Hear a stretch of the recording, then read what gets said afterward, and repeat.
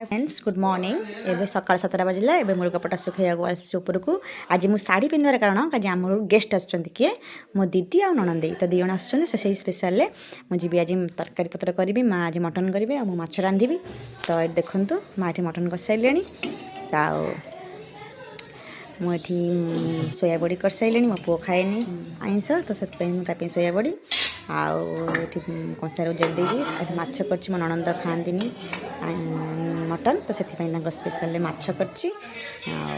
मो भणजा खाऊँ देखु भणजा सुंदर ये खाऊँ मो सान बो अन तो से आसवा खुशी बहुत माने खुशी देखु नाना ये बाढ़ुंट माछ नाना आसछन्ती खबर न दे फरमाई गाजर की हलवा तो ए लोक नाना भेणे भेणे आनी सूप तो आको बस सूप कर आम शाशुमा सूप पिउचंती देखंतु गरम गरम सूप शीत दिन गुड इवनिंग समस्त को तो मो वीडियो आज केमिति लगिला तो कमेंट माध्यम जड़े नमस्कार जय जगन्नाथ।